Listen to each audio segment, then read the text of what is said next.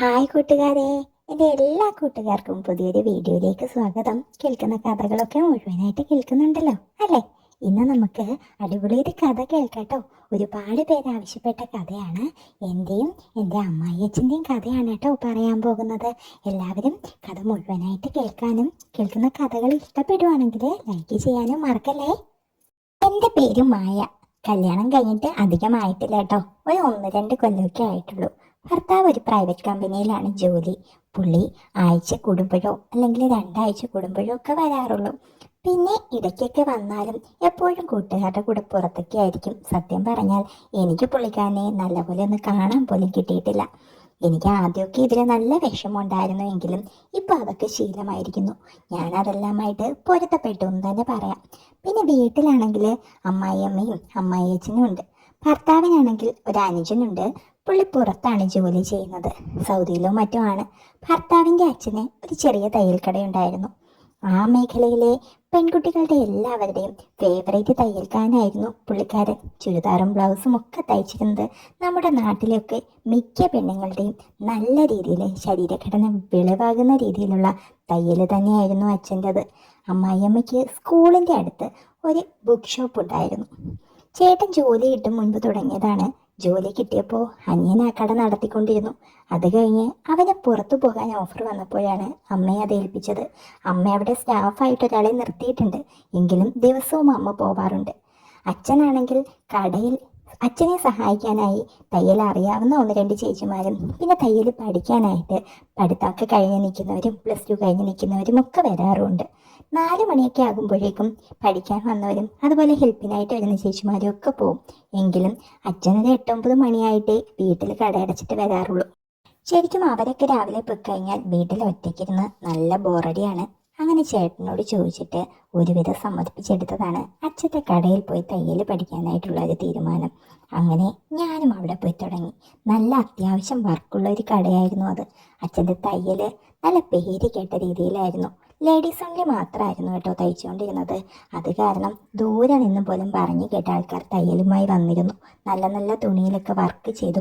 അതുപോലെ വാർത്തു വെച്ചതുപോലെയാണ് അച്ഛൻ ചുരിദാറും ബ്ലൗസും ഒക്കെ തയ്ക്കുന്നതെന്നൊക്കെ അവിടെ വരുന്ന ചേച്ചിമാർ പറയുന്നത് ഞാൻ കേട്ടിട്ടുണ്ട്. ഞാനിതുവരെ അച്ഛനെയും കൊണ്ട് ചുരിദാറോ ബ്ലൗസോ ഒന്നും തയ്പ്പിച്ചിട്ടില്ലാത്തത് കാരണം എനിക്ക് നേരിട്ട് അറിവില്ലായിരുന്നെങ്കിലും ഇത്രത്തോളം തിരക്കുണ്ടാവണമെങ്കിൽ അച്ഛൻ നല്ലതുപോലെ തയ്ച്ചിട്ടായിരിക്കണം എന്നെനിക്ക് മനസ്സിലെങ്കിലും തോന്നിയിരുന്നു. അവിടെ പോയി കുറച്ച് ദിവസം കഴിഞ്ഞപ്പോഴാണ് എനിക്ക് മനസ്സിലായത് നല്ല ഉത്തമ കുടുംബിനികളെന്ന് ഞാൻ വിചാരിച്ചു വെച്ചിരുന്ന പലരും അച്ഛനെയും കൊണ്ട് ചുരിദാറിനും ബ്ലൗസിനും ഒക്കെ അളവെടുപ്പിക്കാനായിട്ട് ഇടയ്ക്കിടെ വരാറുണ്ട്. അളവെടുക്കുന്നതിനും കട്ട് ചെയ്യുന്നതിനും ഒക്കെ ആയിട്ട് അച്ഛൻ അകത്ത് തന്നെ ചെറിയൊരു റൂം റെഡിയാക്കിയിരുന്നു. 4 മണിക്ക് സ്റ്റാഫുകളൊക്കെ പോയി തുടങ്ങും. ഞാനാണെങ്കിൽ ചേട്ടൻ വരുന്ന വീക്കെൻഡ് ദിവസങ്ങളിൽ മാത്രം 4-5 മണിയൊക്കെ ആകുമ്പോൾ പോകുമായിരുന്നു. അല്ലാത്തപ്പോൾ 8 മണിയൊക്കെ കഴിഞ്ഞ് അച്ഛനോടൊപ്പമാണ് പോകാറ് പതിവ്. ഒരു ദിവസം ഒരു 5 മണി കഴിഞ്ഞപ്പോൾ നമ്മുടെ വീടിൻ്റെ അടുത്തുള്ള ഒരു ഗൾഫുകാരൻ്റെ ചേച്ചി വന്നു. പുള്ളിക്കാരി ഒരു ചുരിദാറിൻ്റെ തുണിയായിട്ടൊക്കെയാണ് വരവ്. അച്ഛൻ അവരെയും കൊണ്ട് അളവെടുക്കുന്ന റൂമിലേക്ക് പതിയെ കയറിപ്പോയി. കുറച്ച് കഴിഞ്ഞ് ഞാൻ മെല്ലെ അകത്ത റൂമിലേക്കൊന്ന് കാതോർത്തു. അച്ഛൻ അവരോട് എന്തൊക്കെയോ പറയുന്നുണ്ട്. ഒന്നുകൂടി ശ്രദ്ധിച്ചപ്പോൾ കേട്ടു തുടങ്ങി. അച്ഛൻ അവരോട് പറയുകയാണ്, തടി കൂടിയല്ലോ കൊച്ചേ. ആ, ഇപ്പോൾ വെറുതെ ഇരിക്കുമല്ലേ ചേട്ടാ, ജോലിയൊന്നും ചെയ്യുന്നില്ലല്ലോ, അതാ. ആഹാ, നിന്റെ കെട്ടിയോനെ എപ്പോഴാണ് വരുന്നത്? 6 മാസം കൂടി കഴിയും ചേട്ടാ. ആ, കൊള്ളാം. അവൻ വന്നാലേ ഈ കൊഴുപ്പൊക്കെ നീരാക്കിക്കൊള്ളും.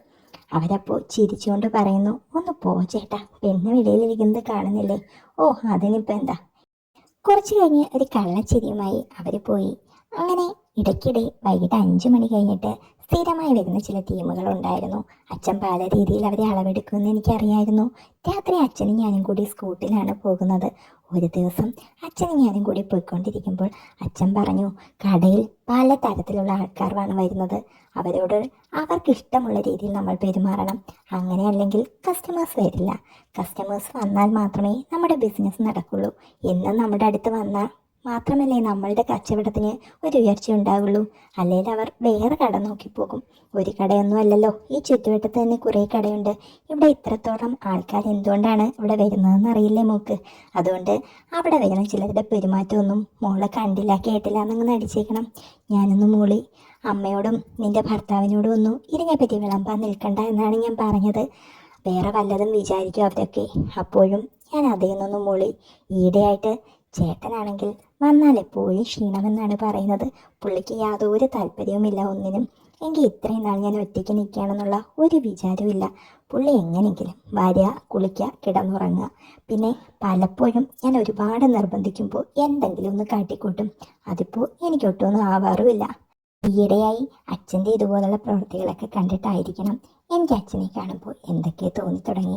രാവിലെ കുളിച്ചിട്ട് തോർത്തൊക്കെ എടുത്തിട്ട് വരുന്നത് കാണുമ്പോഴേ എൻ്റെ മനസ്സിൽ എന്തൊക്കെയോ മോഹങ്ങൾ വന്നു തുടങ്ങി. അച്ഛൻ എങ്ങനെയാണെന്ന് എനിക്കറിയില്ലല്ലോ. രാത്രി അച്ഛനൊപ്പം പോകുമ്പോൾ അച്ഛൻ അറിയാതെ ഞാൻ അദ്ദേഹത്തിൻ്റെ ശരീരത്തേക്ക് തട്ടുന്നുണ്ടായിരുന്നു. എനിക്ക് എന്തോ പോലെയൊക്കെ ആയിരുന്നു അപ്പോൾ തോന്നുന്നത്. ഇരുട്ടും നല്ല തണുത്ത കാറ്റും. ചിലപ്പോൾ ഞാൻ അറിയാത്ത രീതിയിൽ അച്ഛൻ്റെ ദേഹത്തേക്ക് ഒന്ന് അമർന്നിരിക്കാറുമുണ്ട്. അച്ഛനും ചിലപ്പോൾ ആ സുഖം കിട്ടാനായിട്ടായിരിക്കും എന്നോട് ചേർന്നിരിക്കുന്നത് പോലെയാണ് എനിക്ക് ഫീലായിട്ടുള്ളത്. അങ്ങനെ കുറച്ച് ദിവസം കഴിഞ്ഞപ്പോഴാണ് അനിയൻ ഗൾഫിൽ നിന്നും ഒരു കൂട്ടുകാരൻ നാട്ടിലേക്ക് വന്നപ്പോൾ കുറച്ച് തുണിയും മറ്റ് സാധനങ്ങളും കൊടുത്ത കൂട്ടത്തിൽ എനിക്കും ഒരു ചുരിദാറിൻ്റെ തുണി കിട്ടിയത്. അച്ഛനെയും കൊണ്ട് അത് തയ്പ്പിക്കാനായിട്ട് ഞാൻ തീരുമാനിച്ചു. രാവിലെ തിരക്കായതിനാൽ വൈകിട്ടാണ് അളവെടുക്കാൻ പറ്റിയത്. അച്ഛൻ തന്നെ ആദ്യമായിട്ടായിരുന്നു അളവെടുക്കുന്നത്. കടയിലപ്പോൾ ഞാനും അച്ഛനും മാത്രമേ ഉണ്ടായിരുന്നുള്ളൂ. കട്ടിംഗ് റൂമിലേക്ക് കയറ്റിയിട്ട് അച്ഛൻ എന്നോട് ചോദിച്ചു, മോളെ ഷോളൊക്കെ അങ്ങ് മാറ്റി വെക്ക്. ഞാനൊരു നാണത്തോടെയാണ് ഷോൾ ഊരി മാറ്റിയത്. അച്ഛൻ എന്നോട് ചോദിച്ചു, എങ്ങനെയാണ് വേണ്ടത്? സ്ലിറ്റഡ് ആയിട്ടുള്ള മോഡൽ വേണോ അതോ അംബ്രല്ല ടൈപ്പ് വേണോ? ഞാൻ അച്ഛനെ ഒന്ന് നോക്കി. ഏതായിരിക്കും വെച്ചാൽ എനിക്ക് ചേരുന്നത്? ആ നോക്കാം നമുക്ക്. ഇനിയിപ്പോൾ ബോഡി ഫിറ്റ് വേണോ അതോ അല്ലാത്തത് വേണോ എന്ന് ചോദിച്ചു അച്ഛൻ. ഞാൻ പറഞ്ഞു ബോഡി ഫിറ്റ് മതി. അച്ഛൻ മെല്ലെ അളവെടുക്കാനായി തുടങ്ങി. പതിയെ ടേപ്പ് കൊണ്ട് ശരീരത്തിലേക്ക് തൊട്ടിട്ട് തന്നെയാണ് അളവെടുത്തുകൊണ്ടിരുന്നത്. അച്ഛൻ പതിയെ എന്നെ ഒന്ന് തൊടുന്നത് പോലെ എനിക്ക് തോന്നി. എനിക്കാണെങ്കിൽ മുൻഭാഗമൊക്കെ അളവെടുത്തപ്പോഴേക്കും എനിക്ക് എന്തോ പോലെ ആവുന്നുണ്ടായിരുന്നു. അച്ഛൻ എന്നോട് ചോദിച്ചു, മോളെ ഇവിടെ നല്ല ഷേപ്പിൽ തന്നെ തയ്ക്കാമല്ലേ? അപ്പോൾ ഞാനങ്ങ് ചൂളിപ്പോയി ശരിക്കും. എൻ്റെ അളവ് അച്ഛൻ അങ്ങനെ ടേപ്പ് കൊണ്ട് എടുത്തപ്പോഴേക്കും എനിക്ക് പെട്ടെന്ന് ഞാനങ്ങ് വലുതാകുന്നത് പോലെയാണ് തോന്നിയത്. അത് അച്ഛൻ്റെ കൈയുടെ സ്പർശനം കൊണ്ടാണെന്ന് എനിക്ക് നല്ല വ്യക്തമായിട്ട് അറിയാമായിരുന്നു. മോളെ ഇപ്പം നീ ഇട്ടിരിക്കുന്ന ചുരിദാർ കുറച്ച് ലൂസാണ്, ഇതിലും കുറച്ചുകൂടി ഷേപ്പിലാക്കാല്ലേ? ഞാൻ പതിയെ തല കുലുക്കി. ഒന്ന് തിരിഞ്ഞു നിന്നേ, പുറകിലത്തെ അളവോടി എടുക്കട്ടെ. ഞാൻ പതിയെ തിരിഞ്ഞു നിന്നു. അച്ഛൻ അങ്ങനെ പതിയെ ടേപ്പ് നിവർത്തി അളവെടുക്കാനായി തുടങ്ങി. എനിക്ക് നന്നായി അറിയാമായിരുന്നു അളവെടുക്കുന്നതിനൊപ്പം തന്നെ അച്ഛൻ എന്തൊക്കെയാണ് ചെയ്യുന്നതെന്ന്. എനിക്ക് ആകെപ്പാടെ ഒരു വല്ലായ്മ തോന്നി തുടങ്ങി. ഒന്നാമത് ഇദ്ദേഹത്തിൻ്റെ മോനെയും കൊണ്ട് ഇപ്പോൾ ഒന്നും നടക്കുന്നില്ലല്ലോ. അച്ഛൻ ആ ഉന്തിയ മുൻഭാഗവും പിൻഭാഗവും ഒക്കെ കറക്റ്റായിട്ട് അളവെടുക്കുന്നതിനിടയിൽ എന്നോട് ചോദിച്ചു, സൈസ് എത്രയാ? ഞാൻ പെട്ടെന്നൊന്നും ചമ്മിപ്പോയി, ഒന്നും മിണ്ടിയില്ല. അപ്പോൾ അച്ഛൻ പറഞ്ഞു, മോളെ ഇതൊക്കെ അറിഞ്ഞാലേ നല്ല ഷേപ്പിൽ തയ്ക്കാൻ പറ്റുള്ളൂ. ഞാൻ പറഞ്ഞു 34. അച്ഛൻ ചോദിച്ചു, എയോ ബിയോ? ബി. ഞാൻ പറഞ്ഞു. പിന്നെ എനിക്ക് അച്ഛൻ്റെ മുഖത്തേക്ക് നോക്കാൻ കഴിഞ്ഞില്ല. അച്ഛനാണെങ്കിൽ ഇതൊന്നും ശ്രദ്ധിക്കാത്ത രീതിയിൽ വീണ്ടും അളവെടുക്കുകയായിരുന്നു.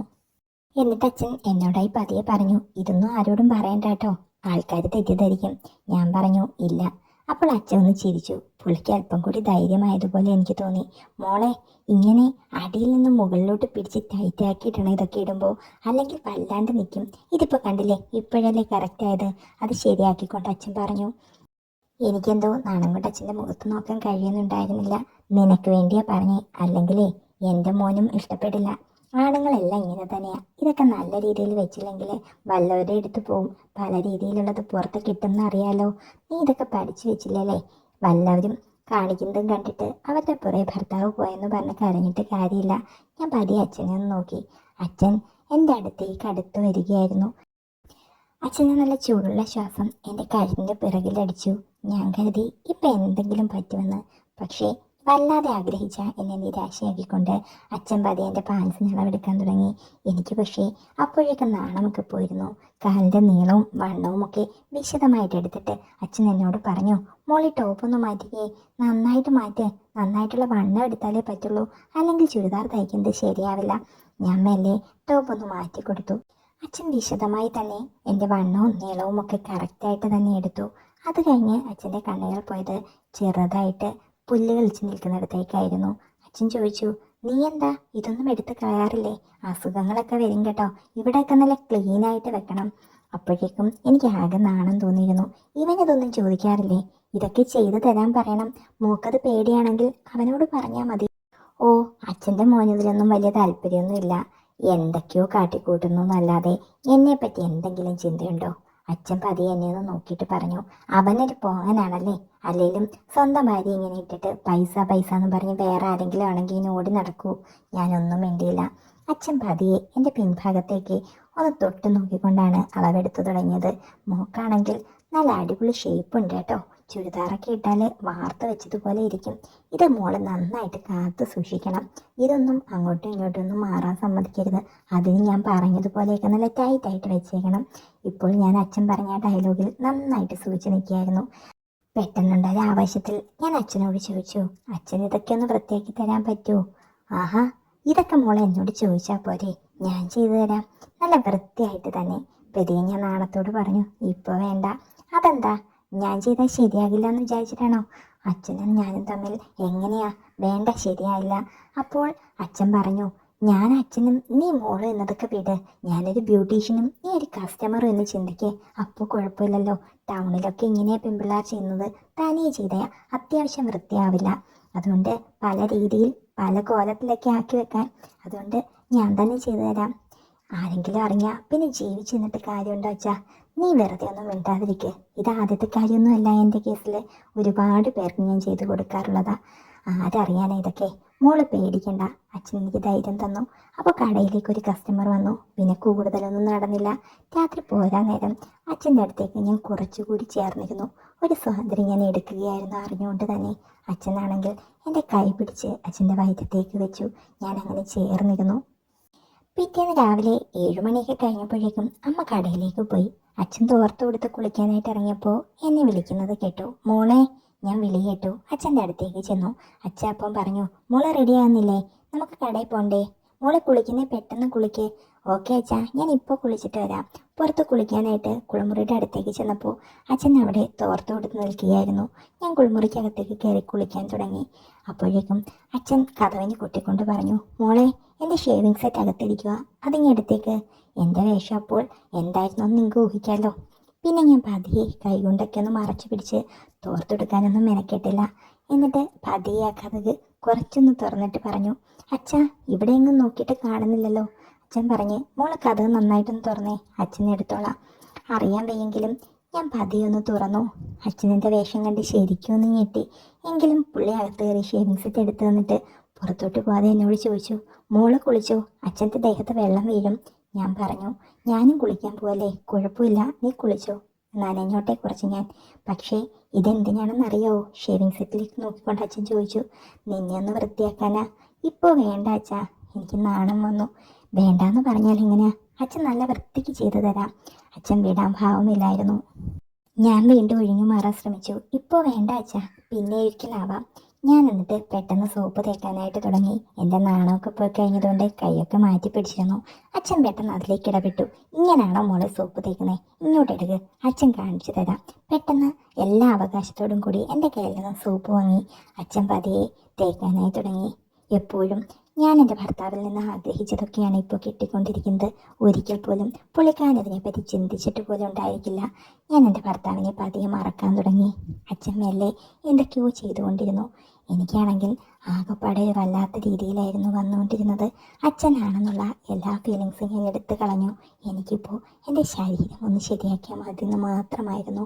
എങ്ങനെയെങ്കിലും ഞാൻ ആഗ്രഹിച്ച രീതിയിൽ അതേപോലെ തന്നെ എനിക്ക് സ്വർഗത്തിലെത്തണമെന്നായിരുന്നു. സോപ്പിൻ്റെ പത എൻ്റെ ദേഹം മുഴുവൻ പറ്റിയിട്ടുണ്ടായിരുന്നു. എനിക്കാണെങ്കിൽ ഒന്ന് വേഗം കുളിച്ചിറങ്ങിയാൽ മതിയെന്നായിരുന്നു. അച്ഛനാണെങ്കിൽ എൻ്റെ അടുത്തേക്ക് നീങ്ങി നിന്നപ്പോൾ എന്തോ എന്നെ തട്ടി. എനിക്ക് ശരിക്കും മനസ്സിലായി അതെന്താണെന്ന്. പക്ഷെ ഞാനൊന്ന് ഞെട്ടിപ്പോയത് ഈ പ്രായത്തിലും അതിൻ്റെ ആ ഒരു ഉറപ്പ് കണ്ടിട്ടാണ്. എനിക്ക് ഏറ്റവും ഇഷ്ടപ്പെട്ടതും ഞാൻ സ്വപ്നം കണ്ടതുമായ എല്ലാ രീതികളും അന്ന് നടന്നു. അച്ഛനെ എനിക്ക് എന്നും തന്നെ കിട്ടണമെന്നുള്ള ആഗ്രഹത്തിൽ ഞാൻ അങ്ങനെ തന്നെ നിന്നു കൊടുത്തു. അച്ഛനാണെങ്കിൽ ഇടയ്ക്കിടെ പറയുന്നുണ്ടായിരുന്നു, അവളെയും കൊണ്ട് എന്തിനു കൊള്ളാം, അതുകൊണ്ടല്ലേ കടയിൽ വരുന്നവരെയൊക്കെ ഒന്ന് ഉപ്പ് നോക്കി അച്ഛൻ വിടുന്നത്. ഇപ്പോഴാണെങ്കിൽ ഇപ്പോൾ വീട്ടിലാളായല്ലോ, ഇനിയിപ്പോൾ അച്ഛന് കട്ട് തിന്നേണ്ട ആവശ്യമില്ല. ഇവിടെ ആവുമ്പോൾ അച്ഛൻ്റെ സ്വന്തം സാധനമല്ലേ. ഇത് പറയുമ്പോഴേക്കും ഞാൻ അങ്ങനെ പറന്നു തുടങ്ങിയിരുന്നു. അച്ഛൻ നമ്മൾ കാണുന്നത് പോലെയല്ല, ഈ പ്രായത്തിലും എന്തൊക്കെയാണ് ചെയ്തു കൂട്ടുന്നത് മനസ്സിലോർത്തുകൊണ്ട് ഞാൻ അങ്ങനെ പറക്കുകയായിരുന്നു.